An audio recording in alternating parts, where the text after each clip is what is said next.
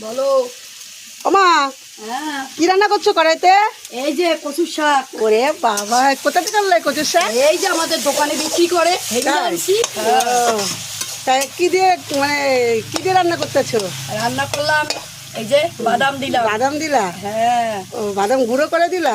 গুঁড়ো গোটা সব রকমের করে দিলাম। বাবা, তো হেভি টেস্ট হবে তো খেতে। অবশ্যই। আর মশলা কি দিলা? মশলা আমরা সত্যি কথা বলতে কি, আমরা কখনো মশলা দেই না। মশলা ছাড়া? মশলা ছাড়া। কচুর শাক মশলা ছাড়াই ভাল লাগে। যে যাই দেখ, তবে হ্যাঁ মাছের মুড়া দিয়া যদি রাঁধতে পারে বা চিংড়ি মাছ দেয়, তার মধ্যে আদা বাটা জিরা বাটা রে, অবশ্যই। আর এতে কি কিন্তু আমরা এতে কি নিরামিষ করেছি বাদাম দিয়া। কি ফোড়নে কি দিলা?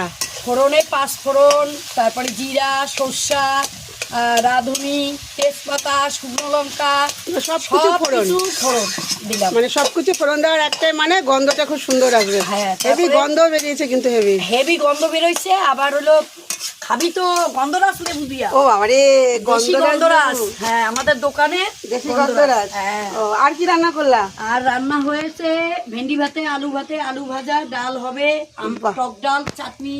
বাহ, তা বন্ধুরা আজকে মা রান্না করেছে, দেখো কত কিছু, সব তো শুনলেই। আর তার সাথে আছে কচুর শাক। কচুর শাক আমাদের বাড়িতে মনে হয় অনেক কমাস পরে হলো। কচুর শাক এখন আর সেভাবে হয় না। যাই হোক, মা করেছে কচুর শাক। তা তোমরা কারা কারা কচুর শাক খেতে ভালোবাসো বাদাম দিয়ে, অবশ্যই কমেন্ট করে জানিও। আমাদের আবার নিরামিষটাই বেশি ভালোবাসে। মাছের মাথা পাতা দিয়ে করলে, ইলিশ মাছের মাথা দিয়ে করলে ভালোবাসে। তাছাড়া যে অনেকে অন্যান্য মাছের মাথা দিয়ে করে, খেতে কেউ পছন্দ করে না। এরকম ছোলা বাদাম দিয়ে করলে বেশি ভালো লাগে। তা তোমরা কারা কারা পছন্দ করো অবশ্যই কমেন্ট করে জানিও কচুর শাক। তো টাটা। জলটা দাও না।